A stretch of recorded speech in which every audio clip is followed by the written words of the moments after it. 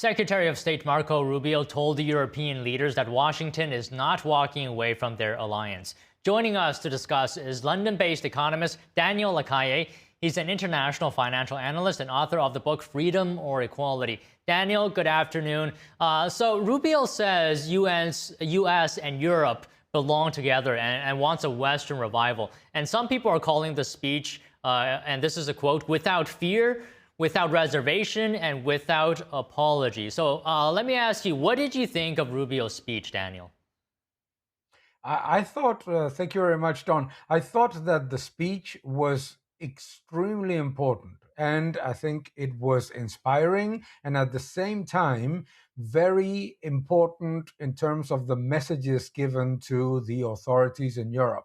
It was a warning, but at the same time, it was a call for embrace and a call for collaboration and a very distinct message that separates this view that is often repeated in the European Union about an adversarial US administration from the reality, which is obviously that the US administration wants Europe to thrive because both the United States and Europe together can thrive and reach the best of the joint possibilities. However, I think that unfortunately, many European bureaucrats took it in a negative perspective, which is obviously uncalled for when it's clearly a message of hope. It was clearly an inspiring and very, very realistic speech from Secretary of State Marco Rubio. Okay, so let's go into some of the specifics here. You said it was a realistic speech. So Rubio said about a world without borders is a dangerous delusion. He says it's a foolish idea that ignores human nature. Daniel, why is it a foolish idea? Well, it is a foolish idea because, first, it is a complete nonsense. When some people in the European Union and in the West talk about a world without borders, no one is listening. Almost 80% of the countries in the world continue to have very strict immigration policies. So when they talk about a world without borders, they're only talking about mass immigration into European and Western countries that ultimately lead to the demolition of the welfare state. Oh, you cannot, and this is something that Mr. Rubio said very, very clearly, is that immigration policy is an integral part of state policy. It's part of national security. You cannot just say that immigration is something that does not to have to be managed. Particularly interestingly, when you see so many leaders that want to control everything except immigration, no? And what has been proven in Denmark, in France, in so many countries is that mass immigration leads to worse public accounts, leads to large deficits, leads to very unsustainable welfare spending, and furthermore, it leads to social unrest because the people that pay are angry and the people that receive are also angry because they are relegated to be in ghettos like dependent subclasses. So that's a very interesting point that you made, that these countries are restricting everything except immigration, which leads to my next point. Rubio said that Western countries are weakening themselves with restrictive energy policies. Talk to us about this. Yeah. Well, I think what Mr. Rubio said was something that everybody now has to acknowledge, is that now with the rise of technology, with the needs of energy from artificial intelligence, with all of the things that we know, it is completely ridiculous to start putting brakes and limits to technologies.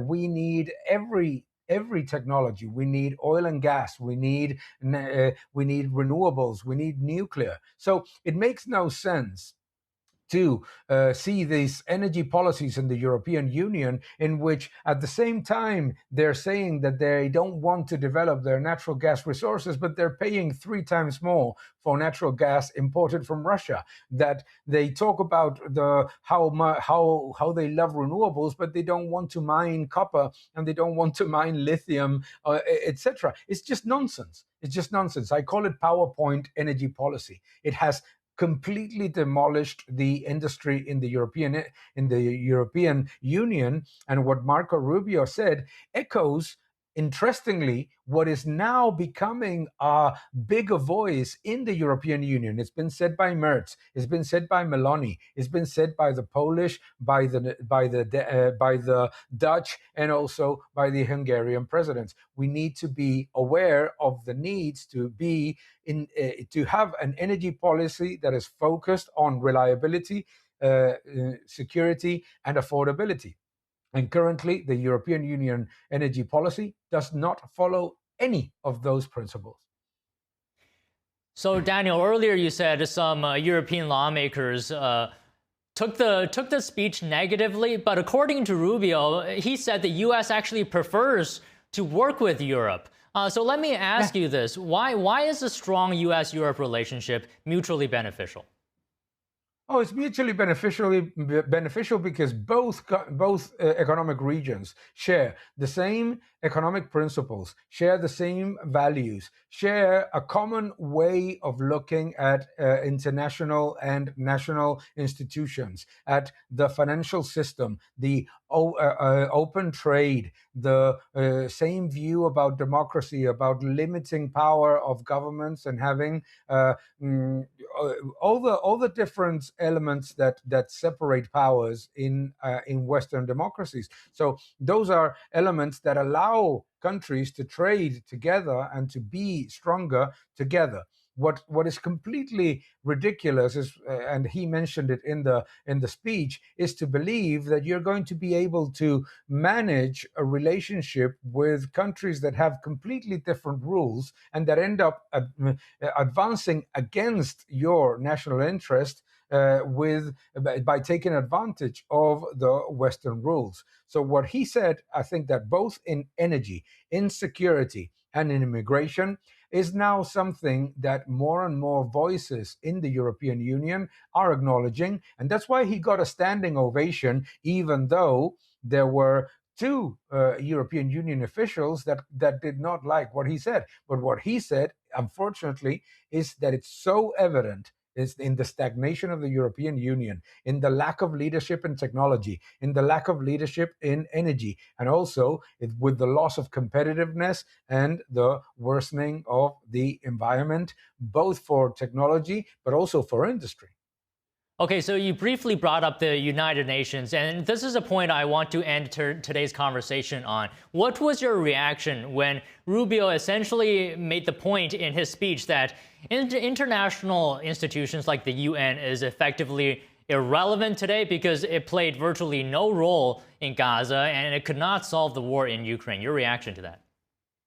Well, I think what he was saying was what everybody acknowledges is that the United Nations has stopped being an international entity that will defend the values of peace and prosperity globally. It has become it's almost like the Eurovision contest in which the countries that have the worst songs vote with each other and they always win.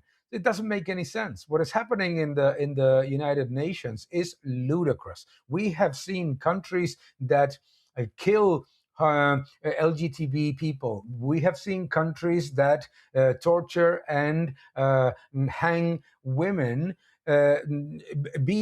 leading the Human Rights Council. It's just ridiculous what we're seeing in the United Nations. So what Marco Rubio is saying is something that we are witnessing all over the world, which is, okay, the United Nations has failed, the World Trade Organization has failed, both have become almost subsidiaries of Chinese economic and strategic policy. Therefore, what we need to do is to bring back the rules-based order that comes from the alignment of economies and nations, the Western nations, that may disagree on some principles and some views, like he said in the speech. Yes, we can disagree on some elements, but we have a common ground that is much stronger than the things that separate us. And just to your point, Daniel, we have to also question, how did China, the CCP, get into the Human Rights Council for the UN? But anyway, what We'll leave it there for today. We can have this conversation another time. But Daniel, thank you so much for speaking with us today. Thank you very much. Great pleasure.